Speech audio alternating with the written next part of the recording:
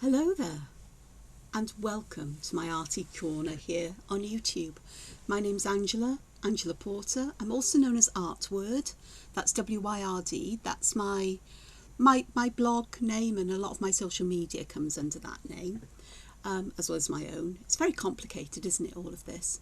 But I love to draw, and I love to encourage and help and inspire and offer up what wisdom I have about how I do art to perhaps encourage and help others. So that's the main focus here. I was a teacher for 28 years. I taught science, but during that time I also taught a couple of years of art as well, which was great fun and lovely, and I learned an awful lot in that kind of way. So thank you for joining me. And thank you if you've subscribed. I appreciate that so much. If you enjoy what you're seeing here and you haven't yet subscribed, please consider doing so. It's only a click of a button and it costs you absolutely nothing. Free, always. Okay, so with no further ado, I'll talk about what's in front of me. Over the past week or so, I do lots of different kinds of art. I often do different things in a day, and I split my day up into different projects and things that aren't arty, because I do have to feed myself and sleep and walk and shop and what have you, the usual kinds of things you've got to do in life. Although I do spend an awful lot of time creating art. I just love doing it. It's relaxing, it's calming. I get so absorbed in it, the time just flies by, and before I know it, you think, oh, I haven't eaten for hours. Oh, perhaps I ought to do something. Has it gone dark outside? Yeah, that happens quite a lot. So, but this is one that I've been doing because, I'll show you. Hopefully I will show you. Yes, this is here. Because I'm working on a series of, well, I want a whole page, really, of monograms. And I guess it all started with this one, which I absolutely love. I love the colours on this. I really, really do. I love the more muted, more vintagey colours, the subtleness of them. These sort of like pinky, warm, greyish colours just suit me down to the ground with this flash of red, brown and yellow brown. But this is one I've just finished because I'm working with colours, because the person I'm creating the monograms for loves bright reds, yellow golds, and these are colours that I do find difficult to work with generally. So this is where I am at the moment. I've started adding pattern and texture here, and I haven't got my autofocus on. We've done that now, and they look very bare at the moment because they haven't been filled with colour and other things. But this one I did. The monogram there was an afterthought. I'm not quite sure that works as it is, but this is just testing colours and pens and so on. So I'll give you a quick run through of that, and then I'm going to do some drawing and adding colour with you, because this may be something that you'd like to do. I have used alcohol markers for all the colour on here except where there are lines drawn, fine lines. So I've used an 03 micron. I may have used an 01 in an odd place. Oh yeah, here in between the thick, where the dots are bigger, the finer lines in between. No, I didn't use an 01 micron. What am I talking about? I used a fine liner. I used a mixture of Staedtler, Tripoli, I think, and Artezas, I think. I've got so many in my pot at the moment, I don't know what I've used here, there or anywhere. So those are the coloured lines you can see, though some, like I think up here, that pale blue, the white, they are all jelly rolls. Moonlight for the pale blue, and the white is just the plain white jelly roll. Fine liners everywhere else, as I've said. Yeah, and the colours I've used have been sort of like blue-green colours. So there's a pale aqua blue, a sort of like blue with a slight hint of green because it's a BG, and the darker blue is a straight blue. It's actually called beach blue, but you can see the bluishness there. It actually matches this line quite well because these lines almost disappear into the colour. They're visible just about to the eye if you notice them. These I've used a mixture of, these are just greens, so there's a pastel green and slightly darker shades. The yellowy greens are all yellowy greens and with some yellow. These are yellows, which in the Arteza EverBlend are called white quartz and citrine yellow, and I quite like that flash of yellow there as it follows on from the yellowy greens that are used in places. There are some Zentangle patterns in here. There's a version of Tripoli down here. This one is kind of Diva Dance, and it's got sort of like pearls or beads in it instead of the little half ladybird humps. That was the variation that was done in Project Pack 18, Day 1. Oh, this is a sort of like quite a dull blue. It's actually called teal in the Artezas, but that is, to me, that's not teal. It's quite a dull bluey green, but it's sort of like it went in there, and that's where it shall sit, like this blue things. Not the best choice of colours. So yeah, so there's that one. There's Tripoli. There's Mukas lurking in places. There's this one, which I think is called Bubbles. This one is Senna, as is this one. You can see there's perks or, orbs tucked behind each other. And everything else really then is basically, there's some, there's Mukas tucked in here and there. It's basically just line patterns. Well, sort of kind of crescent moon, I guess, in places as well. You will spot things like that. And yeah, I couldn't resist making some of these look like eyes, because eyes seem to appear in my work a fair amount. So I'm going to pop this one to one side, and now I've got two tiles. These are some mixed media paper that's made from recycled coffee cups by Artway, and I've just cut it into pieces. So this one is 11 centimetres by 11 centimetres, which I think is 4.5 inches by 4.5 inches, and this one is, oh, I don't know, about a little less than 90 centimetres. Oh, actually it's not quite square, this one. Thought it would be 90 centimetres by 90 centimetres, which I think is 3.5 by 3.5 inches. It's close enough. So, let me find my glasses and let's make a start, because I've been burbling on for 8 minutes, but some of you will get the idea almost straight away. Now, I am going to start with a monogram, and because this is me, I'm going to start with mine. And because I'm going to work on the 3.5 inch tile. This actually is going to be a mistake if I'm going to use alcohol markers, but as in, I don't like using them on this, but it'd be fine. It is what it is now. Okay, so I'm going to start.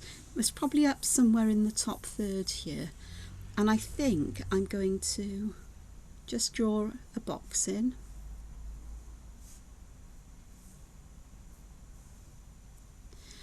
And I'm going to have my A in here, and I'm going to put it at a jaunty angle. So rather than trying to draw it perfectly vertical, which would involve me using rulers and things, I'm going to pop it in like this, and I'm going to create mine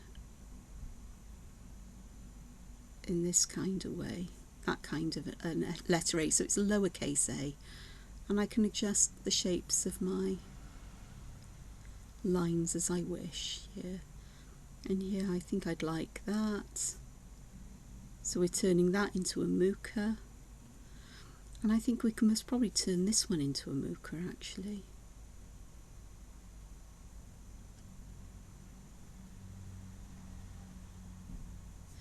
And I might make it like it's a branch coming off. That looks quite cute.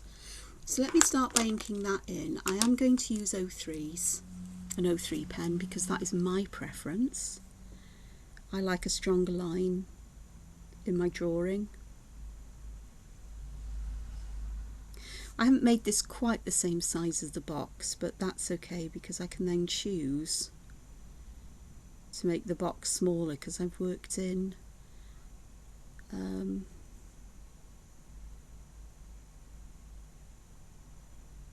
pencil to begin with. In Zentangle terms, I've used the letter and the box as strings. And unlike Zentangle, I am going to be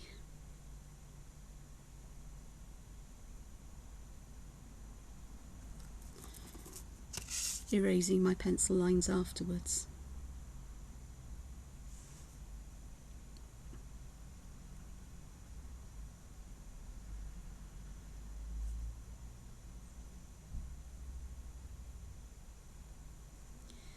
I may want to draw some more pencil lines in as a guide in a moment. So there's my letter A. It's not perfect. It's hand drawn. Got a little blip there. But it doesn't have to be perfect. We're not drawing like fonts and perfect typography. It is hand lettering. It's been deliberately drawn with lines and shapes, so it's not handwriting. And it really is just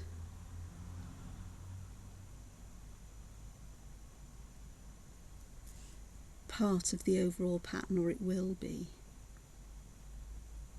when I do this. So the use of pencil to draw your letter, and choose your own initial to start with and then work on other letters. You can draw faintly in pencil and make adjustments until you're happy with the shape of the letter before you ink it in. And once inked in, I'm just adding weight to the lines and roundings, as they call it, to the corners here and where elements meet, which just gives a bit more definition to this and will help it to stand out. Now then, I am going to find an eraser. I had one here not long ago. I had one. There we go. Saves me fertling through a pencil case. I can fertle rather well if I need to. I'm hoping this should be, no it's not dry. This paper does take a little bit of time, a bit longer time to dry, so I'm smudging my ink. Oh well, it is what it is.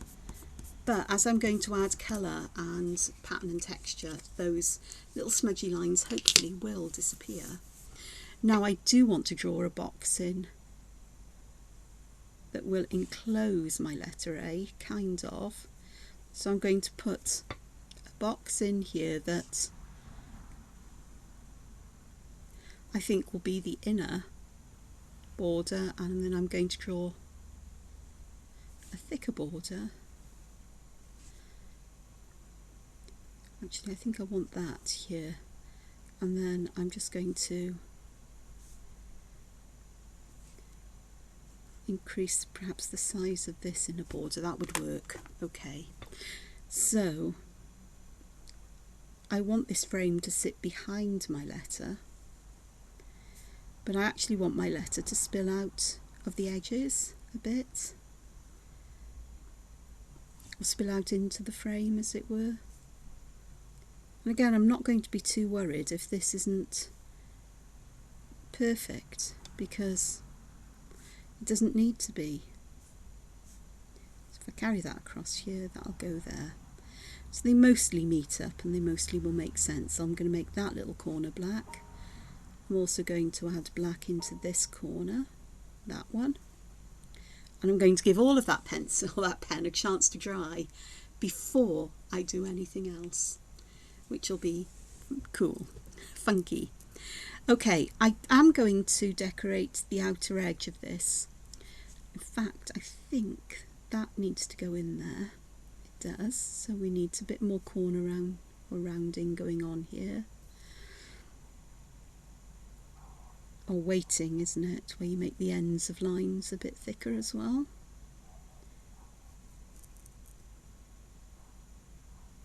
It's almost like you're soldering the pieces together with lead solder that you see in things like stained glass windows. It's what it makes it look like, so that's quite nice. Well, ish. That's a bit of a messy one. Okay, that's definitely messy, but I haven't added or made this particular outline as thick as I'd like it to be, so I can disguise that. There are always things you can do to cover up what is slightly imperfect, but also my advice would be not to get too hung up on it, because when you start to add colour and pattern, a lot of those imperfections will just disappear anyway. So there's my letter A. Now I do want to put I do want to add patterns in this border, so I want to put 2 other borders in, nice fine ones where I can, one round the inside and one around the outside.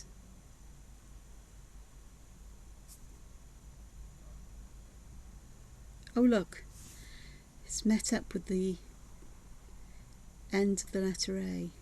And the other thing I'm going to do at the end of this letter A is I am going to put almost like, you know, like you get in a tree trunk, those little bits where you get patterns where the, you know, where there's little nooks and cracks, or, you know, those corners. That's what I'm putting in there, I think. I didn't need to do it there, so I'm going to definitely have to disguise that. In this section here, I'm going to split this up into rectangles, and then I will come back and do this in a black and white pattern. I love that. It's whimsical. It makes me smile when I see black and white stripes in something. And here, there's no need to make them exactly the same. A bit of variation in width is fun.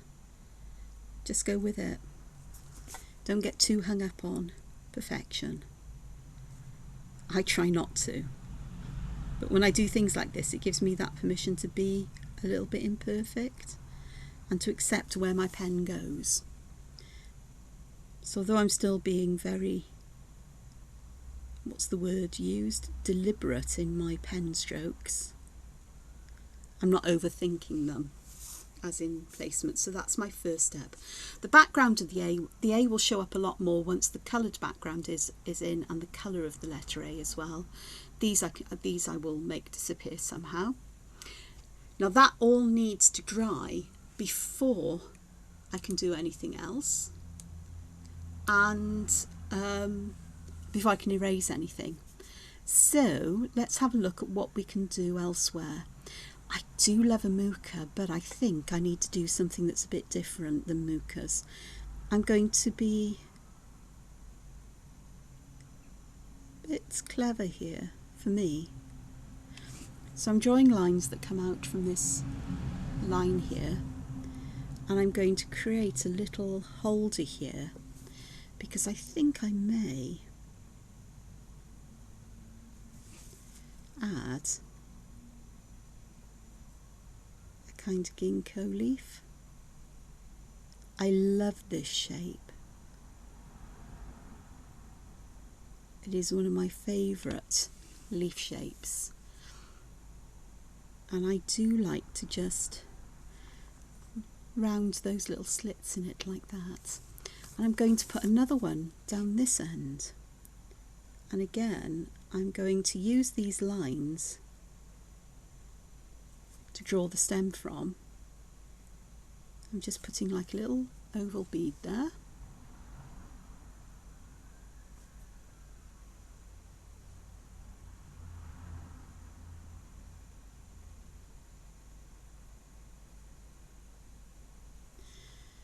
So the crack is a bit uneven, a bit weird there, but that's fine. It is what it is. They look almost Egyptian actually now. And I think to actually get this looking a bit more there, just Just change the shape of the end a bit, and yes, it might end up completely black at the bottom, but then most of them are, so because the lines get really close together, so it's not going to be out of place. So that's quite nice, and I do think I might just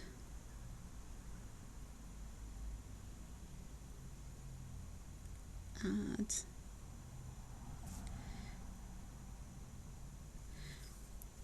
I could have this sort of like piercing the paper and going behind it, but I'm not, and I think I'm going to add a lovely bead here. This would be kind of a poke leaf, wouldn't it? A poke root.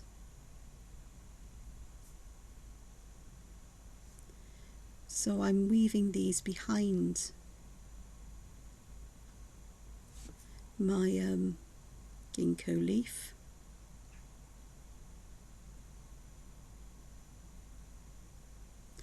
I'm going to add a couple there. And I'm also going to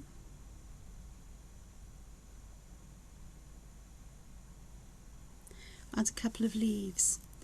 I'll draw one again over on this side because I was going to do what they call flux, but I've done it with a bit of a difference. So I'm going back as if I'm drawing a flax, then I'm coming out with a little leaflet and going in to complete that flux.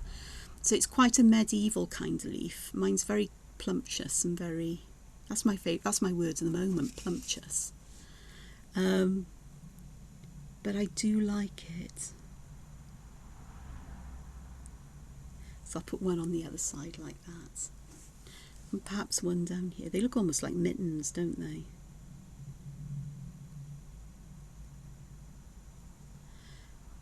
So there. Perhaps here I can do one as well. Just to finish that off. And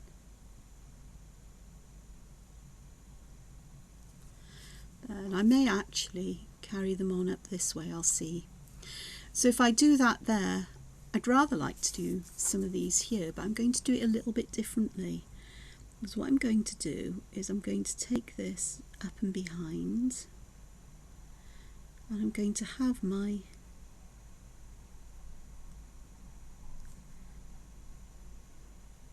poke roots hanging down. This one, I'm going to draw the stem in and have it going over this here, the stem of the ginkgo leaf. And I could actually do that with one of these, whereas if I colour one in black, I can have that one going over. I'm quite happy to have one in black and one in white, to be honest. So why not? This is where drawing in pencil would come in useful. So I've got that one appearing there, and part of me really wants a third one here, so I think what I might do is just have a bit of a stem coming down here. I'm going to add my top there. It's going to go behind both of them like that. So that's quite nice, and I will add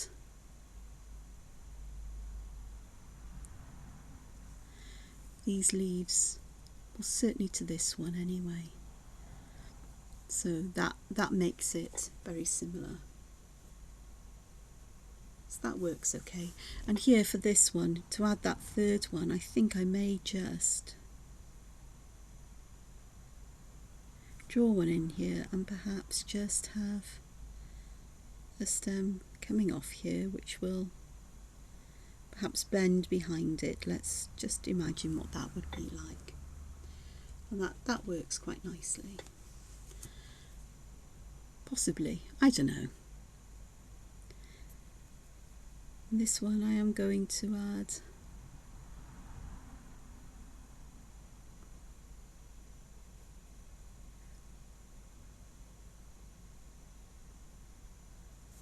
a couple of leaves like this just to finish that up. Almost begins to remind me of a thistle now. I can't do that here because I filled that one in completely. But I did say I wanted to add some of these leaves going up here. And I think I will alternate them.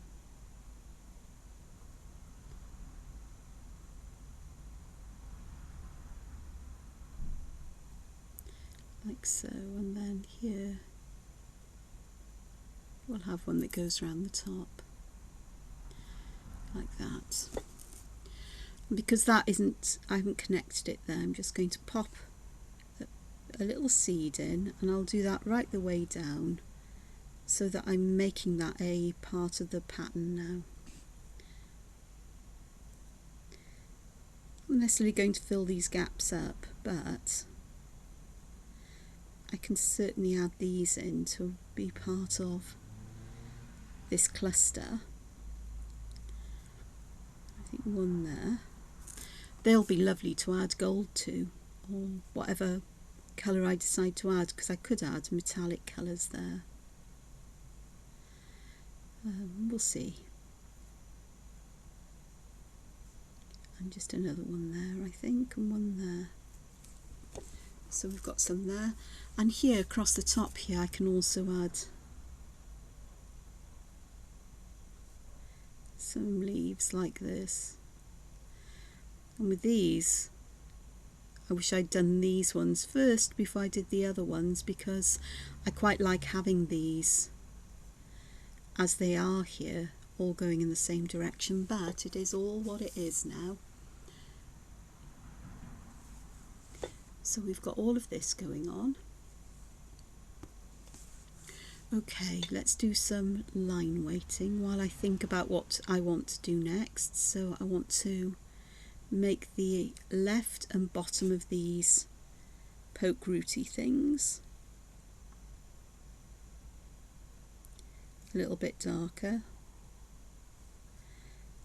Underneath of the line, the stems to the left and bottom, and the same with the ginkgo leaves, to the left and bottom. These leaves, left and bottom. I'm not going to worry too much about the little beads, the little seeds that I've popped in.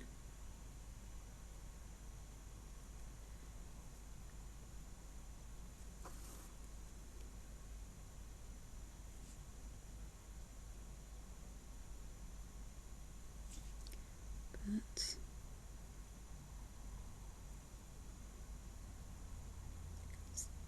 because they're so little, I think we'll be all right. Okay, so this will be nice because this is just all the same now here. Perhaps a little bit in the nook, a little notch there. This needs to be that little bit thicker all the way round. This one, the ginkgo leaf at the bottom, left and bottom, and then there and there. These ones, so, like so, and then that's added some, it's those stronger lines. I really like the stronger lines. Oh, and I've forgotten about the frame. So the bottom, the left is pretty much done because these leaves are mostly along it, but the bottom could do with a bit more. And then I'm going to do the inside of the frame to the top and the right, so it looks like the frame has got some dimension on it as well. And there you can see where I have done, I've made a bit of a mess of the line, but it'll be fine. So that's working. That looks rather okay. All right, so very organic, very not quite what I was doing over there, But we'll have a look now, because this is where I can start to add things in that perhaps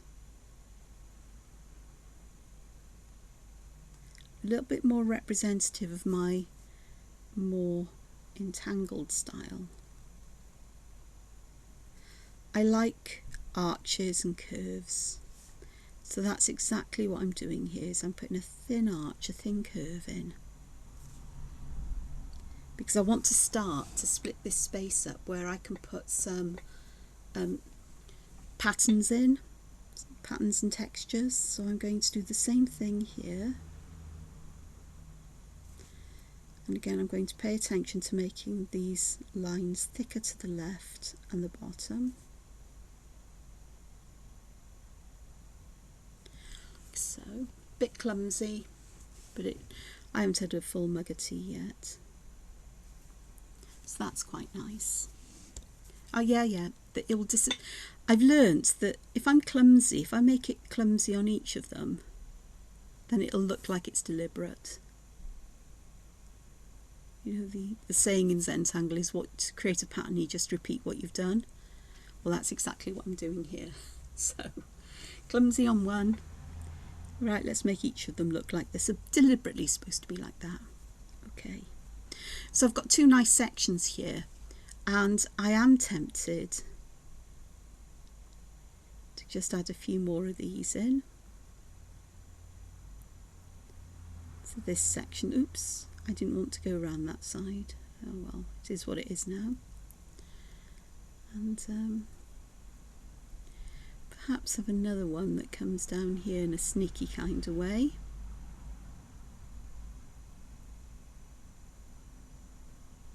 And touches the bottom. That'll be nice. Perhaps with a hint that it's going behind it. So we've got that one going there, so that's quite nice. Okay, I'm happier with that. Okay, then I've got this whole big area here that I can do something with. And I think I'm just going to draw a border in pencil. Like so. And I want to put something in here because this looks very artificial. So I'm going to go to one of my favourites, which is a kind of a variation on Crescent Moon, I suppose. Or it starts off with this idea that is Crescent Moon. Again, you can see what I'm doing to the lines, hopefully, to the left and the bottom. I try to do this as I go along rather than go back and do them all in one go. Then I am going to create a flower. I'm literally drawing letter J's, if you like to call them that, to create the patterns. And then definitely going to do the same where I am thickening the lines to the bottom and the left, and I'm going to put some stamen in, like so.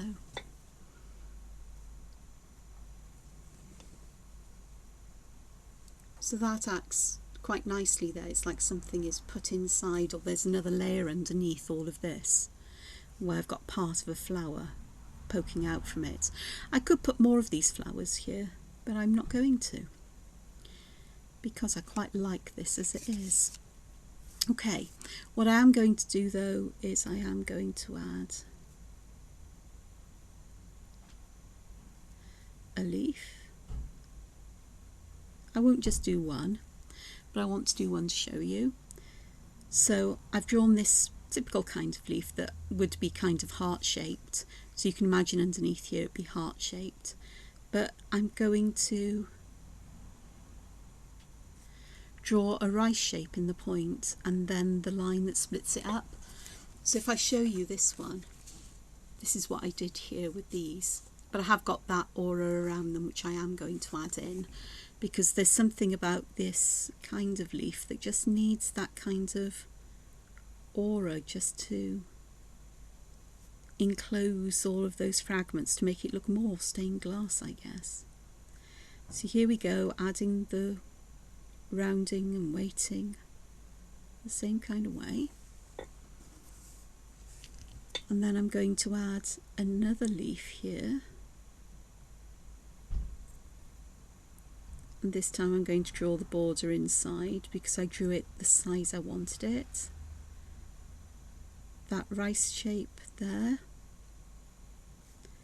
Again, we're going to just weight these. We'll do that one as well, that needs some weight. That will. And I need to thicken that, so I've got 2 leaves going on. So I want a third one here, like so. Again, I chose to draw the outside part first and then aura inside, but you can do it the other way round. I can't see where that line will be, which is fine, because your eye, mind, brain will make sense of it and assume it's like the other ones there. This does need a bit of weight there, and let's do the little rounded ends and the little bits there where things need to be joined together. So I've got that going on. So I've now got this lovely space here for some pattern. I have. Now I could do this with this black pen, but I'm not going to, because I'm going to go get my box here of other pens, and I'm going to look for, I think I'm going to use a grey. And I know I've got greys in here because I saw them not long ago. Famous last words, eh? Knew I should have, well, I say I knew I should have got it out before I started. The problem is I didn't know what I was going to do until I started, so, you know. I've got that, which is a Jelly Roll Moonlight, but I think that might be too dark a grey. This one, which I think, mid-tone grey. And what I'm going to do is I'm going to try them out on the back to see which one I prefer. Always a good plan. So that is lighter than the, if I put the Micron there, this one is quite light, and if I'm going to put, because I will want to put colour over that, that will disappear. So that one will be great for adding detail if I'm not adding colour. And that one's almost as black as the Jelly Roll, and I know where my lighter grey of the Moonlights is. It's with a journal that isn't near me, it's elsewhere. So I'm going to go with this black, this grey that is a little bit lighter than we'd think. Now if I go back to this, you can see I've done lots of different patterns, and I'm with the other one, the one that's more medieval. I'm particularly fond of Tripoli. Now I've worked out how I can get it to work for me. So I think I'm going to fill this here with Tripoli, which is going to be interesting and challenging, but perhaps I can do this in a way that will perhaps make some kind of sense, because I find Tripoli is fun to do if you draw the triangles in lines, and I'll show you what I mean. I'm going to take Tripoli that far for now. So let me just take my eraser, because I just want to erase, just lighten these lines a little bit, and while I'm at it I'm just going to erase all of the pencil around the, as much as I can, around the monogram here. There we go. So I can still see these lines. So what I'm going to do is I'm going to start somewhere in the middle, and I'm going to draw my first triangle in. I really could do with a grey that's somewhere in between this and the lightest one, but it'll be fine. Then I draw the next triangle, which I've done here. I'll show you, it'll be easier to see in the other sections. So I draw an aura along that side, then I draw the bottom of the triangle, and then the third side. So if I show you here, for the next line, I'm going to draw the line ordering this side of the triangle. I'm going to look up here to roughly where the centre of the triangle will be, draw the other two sides in. Then to draw this aura, I'm going to head towards, I want it almost to touch, but not quite touch this one there. Then I can draw the next part of the triangle in, and here we'd have a part triangle like we would have here, and I'm still drawing those in on the edge. So I'm going to draw here, up and across, and there'll be a tiny bit there. It works out this way. This is how it works for me. And by drawing wibbly wobbly lines, I can get wibbly wobbly Tripoli. It doesn't always work out for me when I try to draw Tripoli sort of like in a circular form almost, which is the way that they show how to draw it in Zentangle. But I get confused and I get lost and I find it hard to see what I'm doing. So this is this more linear way of creating Tripoli. Kind of works for me. And I can also draw my triangles sort of like all pointing down, and then you get the gaps in between where you can slot the other ones in. I'll show you what I mean again. So here's the base of one triangle. There's the base of the next, so we'll draw that one in. There'd be one here, so there's the base of this one. Draw them in, and then I've automatically got triangle shaped spaces in between that I can fill in. I just find this a lot easier to do, and it always works out. And the crazier you make your lines, the more wobbly the Tripoli will be. So I hope that will help some of you with Tripoli. It's taken me probably years to work that one out. Well, certainly a long time anyway, as far as Tripoli is concerned. So that looks quite nice. Now then, my dilemma now is, do I carry on and fill all of this area with Tripoli? And the answer is I think so. So I'm going to do some seriously crazy lines here. Now because they're pencil, I can draw over these items. So let me have one that goes really a bit wobbly. And then you can see this will always work out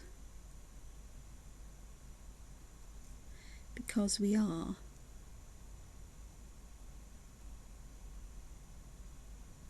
here. I left too big a gap here, but that's fine. That's all part of the craziness, isn't it? Oh, look at that.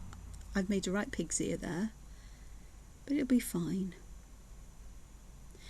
Here there will only be partial triangles showing, so I'm setting my triangles up really for the next row. You notice that that really doesn't show as a problem. It's almost like this leaf has squashed the triangle out the way. So I'm going to pop in all of my ones that have a base, like so, where I'm ordering the base of the one in the row above. Oh, that's a biggie. And then I can go in to aura and put the next load of triangles in place. They are definitely huge, aren't they? But they're cute as anything.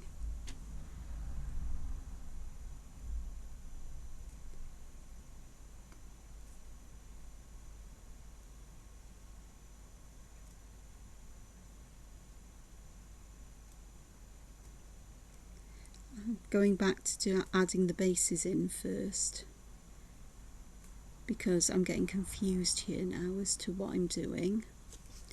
Okay, so I've got another one here that will have a base here, so I'm just going to add these ones in. and I'm going to have to pop these ones in as if there's triangles there and the points coming down. So let's just pop this one in.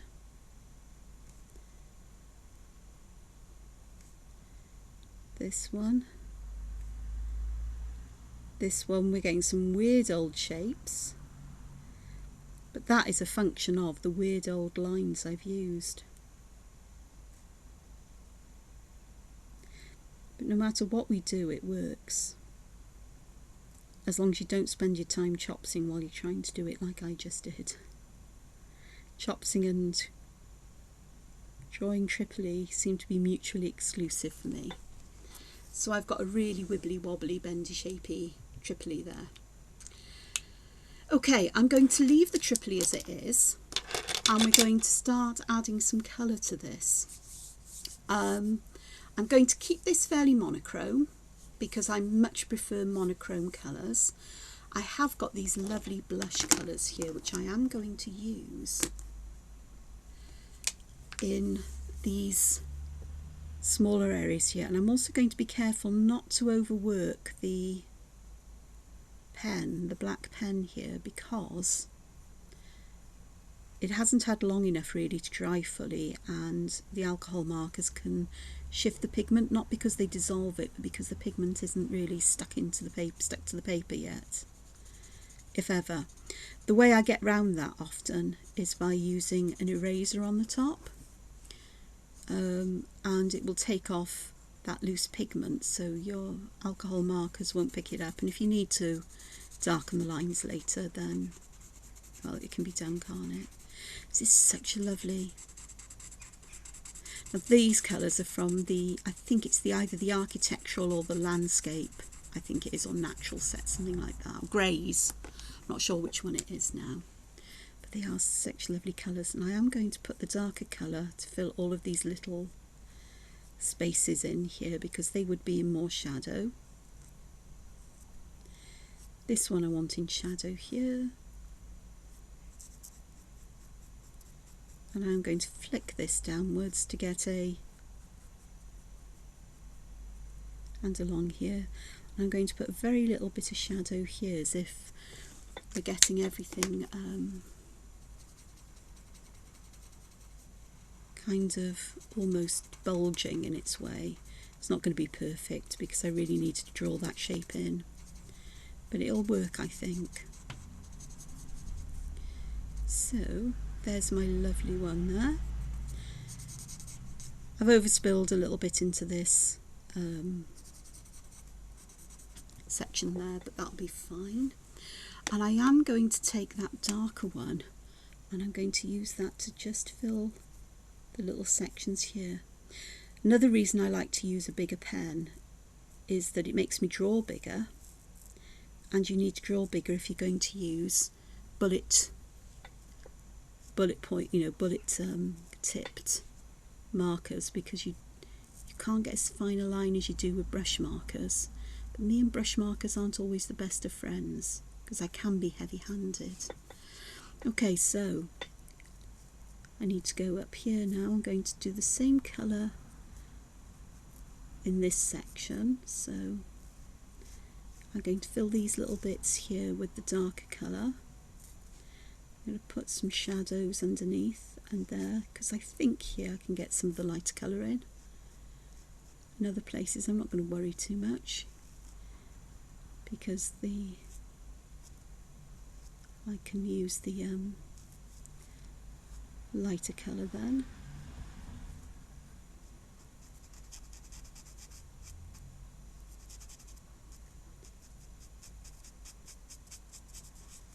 So let me have a look here. We want some feathering out.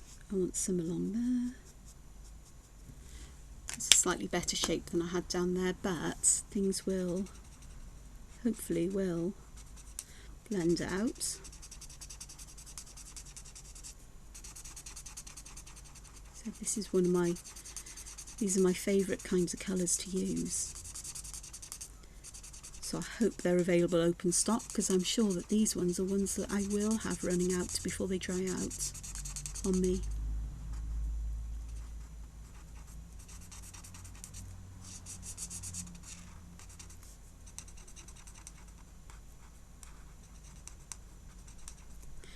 this paper is quite thick, and so it's not really meant for alcohol markers. It's not the best surface for it, so they don't blend that well on here. I can work back and forth and try and get them to blend out that little bit more, but really, you know, it's going to be, it is what it is. But, and this is the big but, I am going to be adding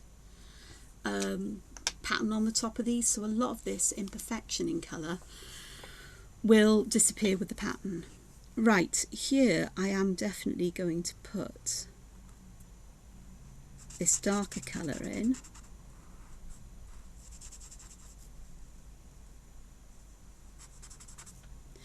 Like so. Let me just cap my lightest one. That's pearl, yeah. And I've got this one which is darker again. No, I thought it was darker. I think it is just a tad. It's blush grey, and it's more of a grey than it is this browny colour, so I will get a different kind of colour gradient here with the colour. It is actually the lighter colour, it's bleaching this one out, so all's fine though. It'll be okay.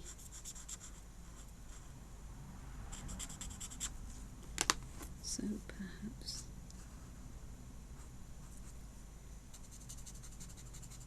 there's a subtle difference which I can see. So yeah, this one isn't as dark. This is my error.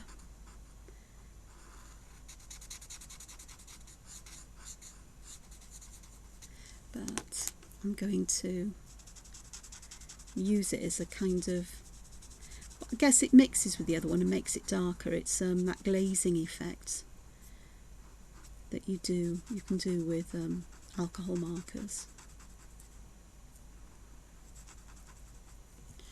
So that is quite nice. That is different. I like that one.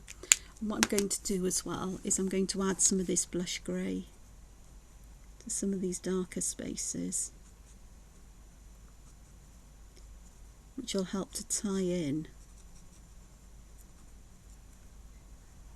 the colours together as well. It's just little touches here and there, especially in the bigger sections of shadow behind all of these elements.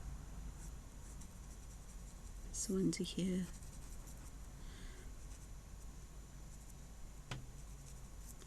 and perhaps under here as well.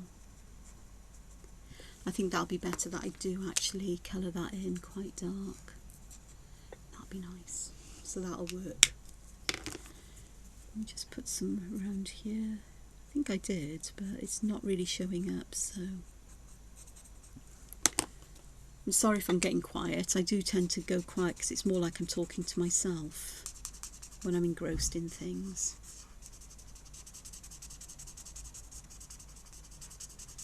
Note to self, I need to sort out alcohol marker paper to do things like this on going forward.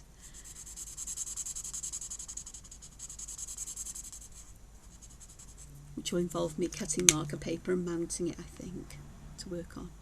So that actually, I actually am quite pleased with that because I think that looks quite nice. Okay, I do want to add colour to the back of these here. And I know, let me get my colour sheet out because I've got a reference sheet here which will really help me. Okay, so if I take that one and this one, hopefully,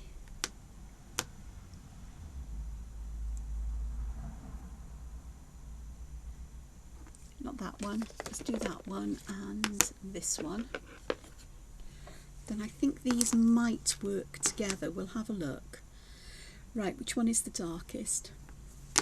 This one is called Goldstone Red, and it will be quite dark. So I'm going to use that where there's going to be shadows underneath all of these leaves.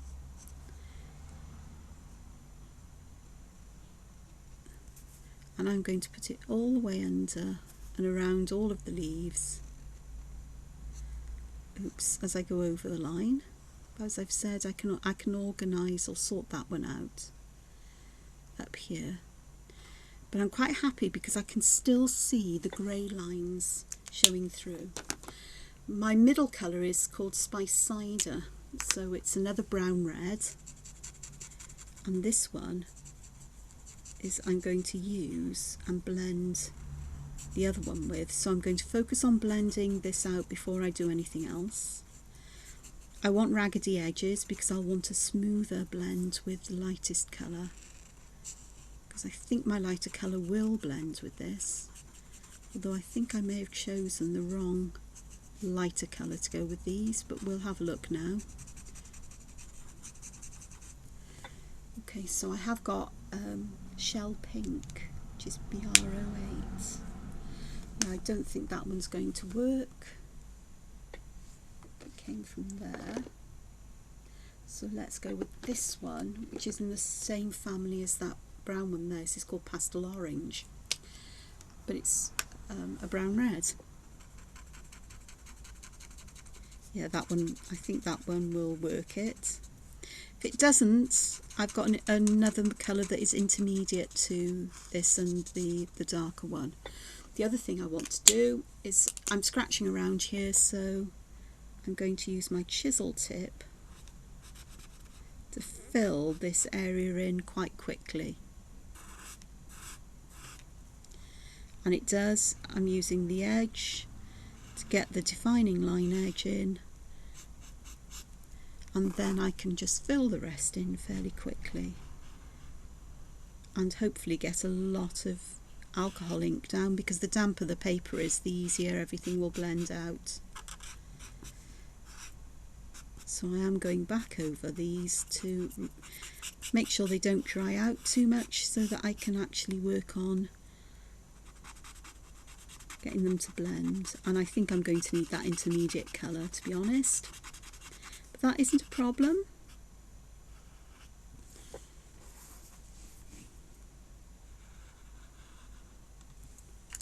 So I'll want this one, which is Bisque,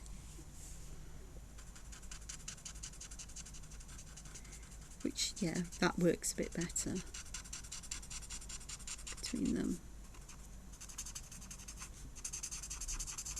Now bear in mind, these colours do become lighter as they dry, so this is really quite damp now. And I'm going to run this bisque around the edge as well,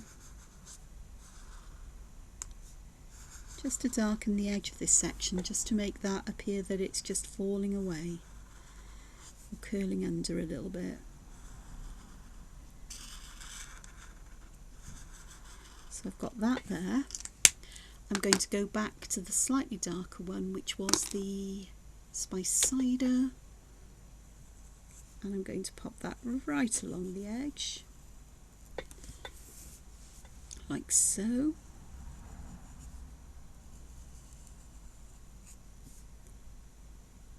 Up here and down here.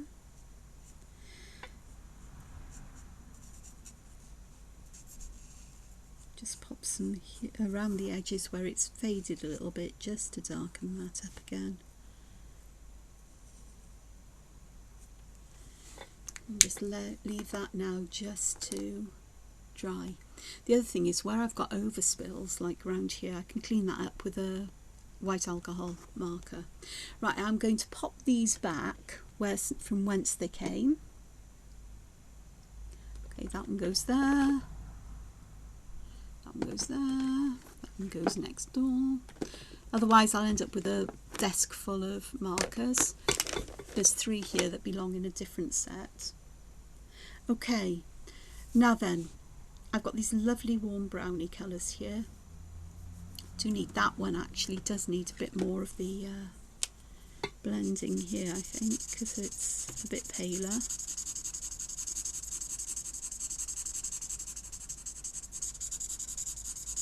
Than the rest, so that'll be fine. And as it dries, it'll be fine. Okay. Right, next one. I do want to do these leaves, and I want to use vintagey colours. Right, YG46 and YG48. Actually, these two will be lovely with that one. So these are yellow greens. It's creamy green, sencha green, and cilantro green, or as we call it in the UK, coriander.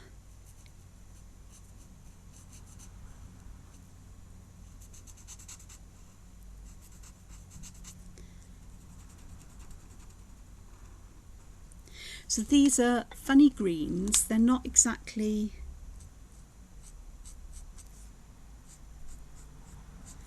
bright in your face greens, but I don't want bright in your face greens. They're sort of like murky, muckyish greens, I suppose. But I think they'll work fine, and of course they will become lighter in colour. So I am going to fill these sections in.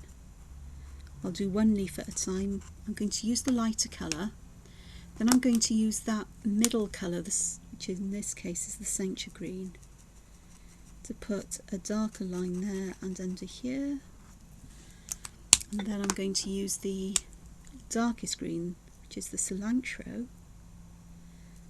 In fact, I think I might use that a bit more, and not the sencha, not the whatever green it is, the lightest one, the cream green. And have these here like that, so that might work a bit better. And I'll pop just a little dot there of the darker colour and blend it out like so. I'm going to use the lighter colour on the end just to blend that. I might actually use the lighter colour there just to lighten that up a little bit, because that will work. Okay, so let's do the same. So I'm going to add the, going from dark to light. This is literally what you prefer, whatever you prefer to do. I vary what I do depending on how I feel. So I am going to put some of the darker green around these sections. I'm then going to use this other green, this sencha green, just to blend this out a bit. And again, bear in mind that I will be, I'm going to add a tiny bit of the darker green there, a little bit of this lighter green just to blend that out, and I'm also going to put some of the lighter green there just to bleach some of that out as well. So I'll try this way, because this lighter colour will start to put a good layer of alcohol ink onto the paper. Then I'm going to add the mid-tone green on the top.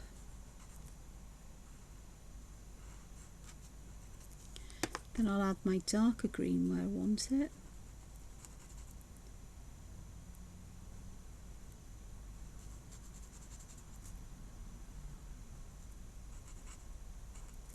Like so.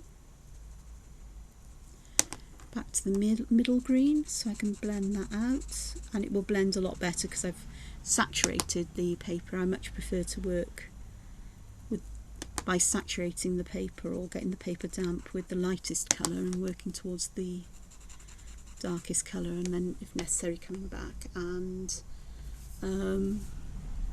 doing what needs to be done. So here around the edge I'm going to use the lightest one of these mucky greens. Part of me is going, why did I choose this colour? And part of me is going, chill Angela, it's part way through. Just persevere and see where we go with it all. And I noticed I'm already on an hour, so I am going to very quickly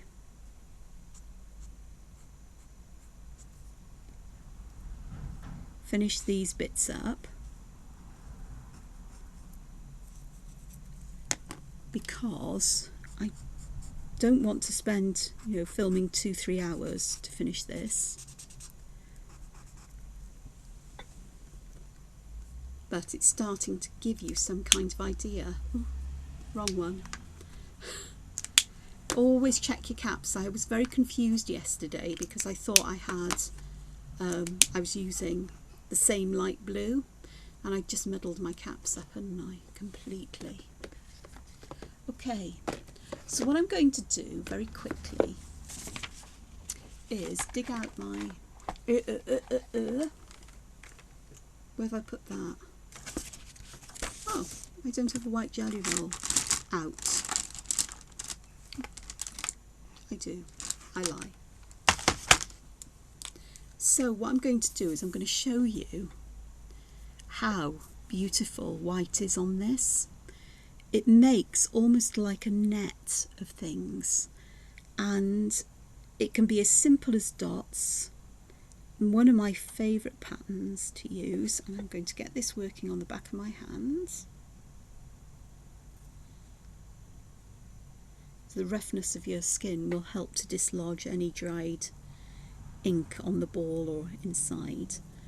So what I'm doing is I am just drawing little lines around an imaginary circle.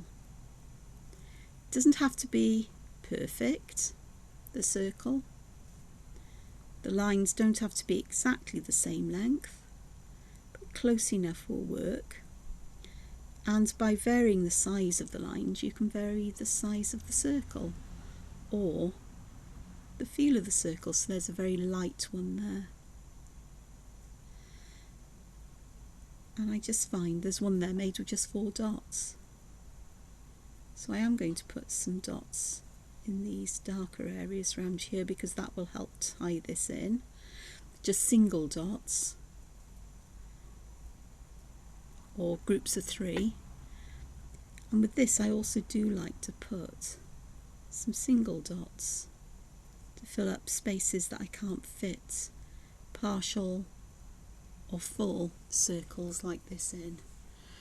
The white stays on top of the jelly, the alcohol markers, and because the jelly roll in particular is so opaque, as it dries it gets more opaque, and that delicate pattern really does show through, and it works for all kinds of wonderful, wonderful patterns. So here I'm going to do I'm actually going to fill this with, I wasn't going to, but I am now. And of course, because I've stopped using my pen, the ink's dried on the balls, so the skin is my friend for this.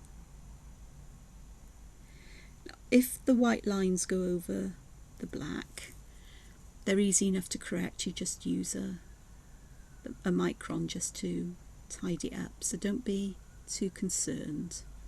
You can always fix things. But I love the way a white or a lighter pen looks on top of this colour. I particularly like white on top of the paler colours like here. It's almost like they're almost visible. It's like you're looking at them, you're thinking, is that there or isn't it? And I really do quite like that.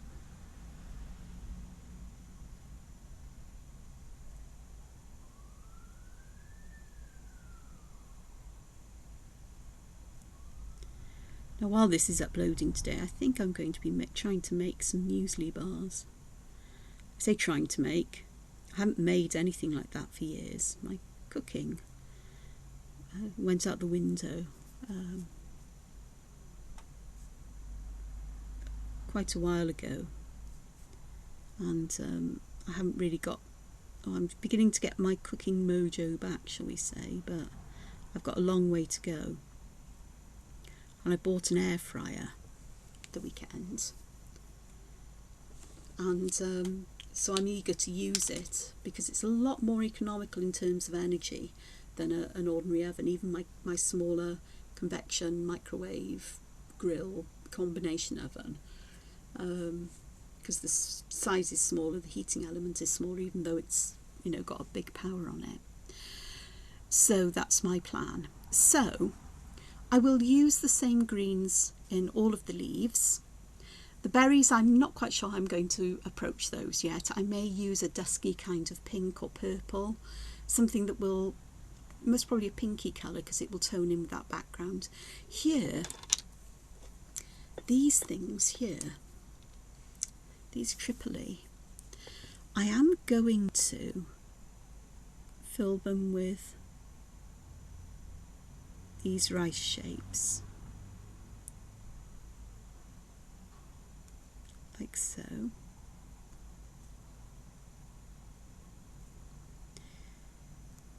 Bear in mind that with these fine liners, they're not light proof, light resistant.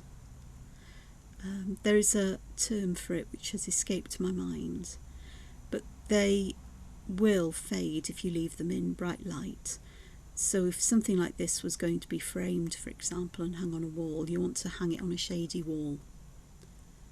I don't know if there's such a thing as UV glass for photo frames, or UV protective stuff, I don't know. But popping it in the shade means it would last. The alcohol markers are particularly light stable, so generally. So here I'm just doing this. I'm not going to do them all, but I've got this far. And then where's that? I have got other colours. I've got lots of colours of gel pens. It's ridiculous. And I have got metallic ones. Ooh, now there's a thought. On that lovely pinky brown, I think, oh God, I hate opening packets. Do you know that? I think on that, I've got a bronze, but I think gold would be nice. And this is a Signo gold, which has got a finer point than the jelly roll. I'm just going to dot little gold balls inside the middle of these, where you'd often draw a ball in, zentangle style.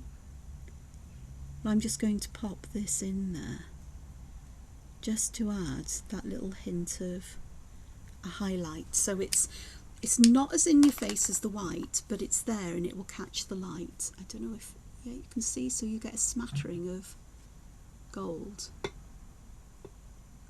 which I think will be quite nice. I'm not quite sure. I must probably put this pattern in there. I will be drawing veins in on the leaves. I have got some. I've got this, which is quite a vintagey. I've got two vintagey greens.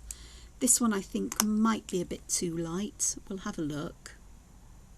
Oh no, this one works quite nicely actually. It's that subtlety of line that I'm after, rather than anything that's really in your face about it. So that will work quite nicely actually. So I can pop veins and so on in, and here I think I'm going to create a little, almost like a little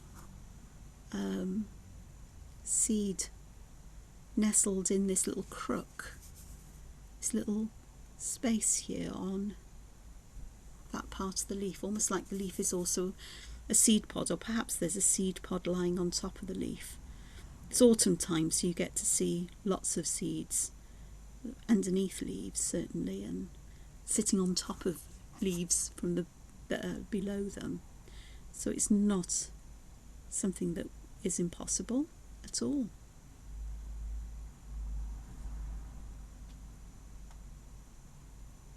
So those are very subtle lines. For the ginkgo leaves I'm going to use some yellowy green, because that's what colour my head goes to with them. And I will put this up on a photograph when it's done on my social media.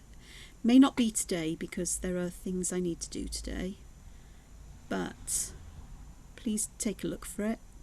And this is Friday. I'm filming this. It's Friday the 2nd of September, and there won't be a video tomorrow, Saturday the 3rd, because I'm away visiting a friend tomorrow, which will fill me with happiness and joy. So unless I film a video later on today, which is always possible, and set it to upload at some point tomorrow, then there won't be one, okay? But I will be back doing my usual thing at a later time. And I've just noticed I've missed a couple of these ones out here with my little spots of gold, so that'll be fine. So all I'm doing here is I'm putting little rice shapes inside the bigger rice shapes in the grey, just to add that darkness and intensity. So I hope you've enjoyed this. I hope it's given you some ideas of things to do, and that you'll give all of this a go yourself, because it is, as I say, it is fun, and at the end of it you learn a lot more about what's possible, what you like, what you don't like. Things came together for me in the medievally one I showed you, so I'm keen to explore all of these things and the use of colour a lot more, because I struggle with colour. And as I'm looking at this on the screen, I'm beginning to go, yeah, perhaps I haven't made too bad. Oh, what's the word I'm looking for? Colour choices. So perhaps it's going to work out fine. I can always glaze them with a yellow or something, just to brighten them up if necessary, but to add some more colour there. But I think they'll do. And so I'm going to leave that there, and I'm going to say thank you for joining me, and I look forward to seeing you again in my next video. So take care until then. Oh, and the more you practice being creative, the more creative you get. Did you know that? It's true. So doing practice every day, trying things out, seeing where they lead. Even if you go, no, I don't like that, I'm not going to do that again, you're still learning and developing and growing. So I'll leave that thought with you until I speak to you again. Ta-ta. Oil.